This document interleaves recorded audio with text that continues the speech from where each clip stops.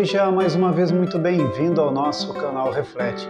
E vamos juntos mais uma vez refletir de maneira breve sobre a palavra de Deus no Evangelho do dia, que hoje é de Marcos, capítulo 6, versículos do 1 ao 6.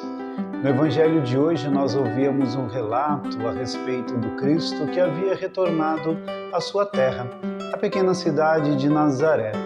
Ali chegando, o Senhor começa a pregar na sinagoga e isso começa a causar uma verdadeira admiração para aquelas pessoas que o conheciam desde sempre.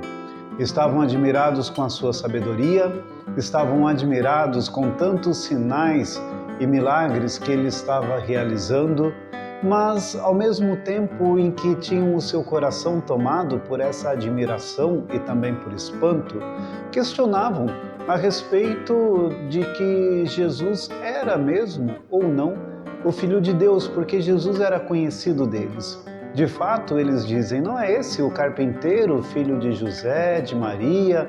Os seus irmãos e suas irmãs não são aqui do nosso povoado também? Falando isso, referindo-se aos seus apóstolos que são mencionados nessa leitura. E com isso, aquelas pessoas, apesar de toda a admiração que tinham dentro do seu coração, também traziam dentro de si uma verdadeira dúvida de fé. Dizia o Evangelho que eles tinham ficado escandalizados com tudo aquilo, ou seja, é o mesmo que dizer que não estavam acreditando.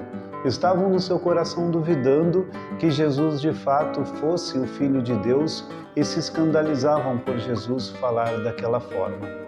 E é interessante que, por conta da falta de fé dessas pessoas, então Jesus não é capaz de realizar nenhum tipo de milagre entre aquelas pessoas. Jesus não pôde fazer porque ficou, inclusive, dizia o Evangelho, admirado com a falta de fé daquelas pessoas. O quanto é importante, queridos irmãos e irmãs, refletir a esse respeito, porque de fato, para que a ação de Deus exista na nossa vida, precisamos ter uma fé muito grande, uma fé que vá muito além de admirar Jesus. Às vezes admiramos o Senhor, gostamos das suas falas, do seu discurso, gostamos da sua mensagem, da sua pregação, entendemos os valores do Evangelho como valores cheios de sabedoria, mas muitas vezes nos falta a fé, e faltando-nos a fé, é complicado de o Senhor tocar-nos na nossa vida e agir em nós. Jesus se admirou com a falta de fé daquelas pessoas, por isso não realizou entre eles grandes milagres. Voltemos o nosso coração ao Senhor cheios de fé, para que Deus realize em nós muitos grandes e maravilhosos milagres, sobretudo a graça de sermos salvos.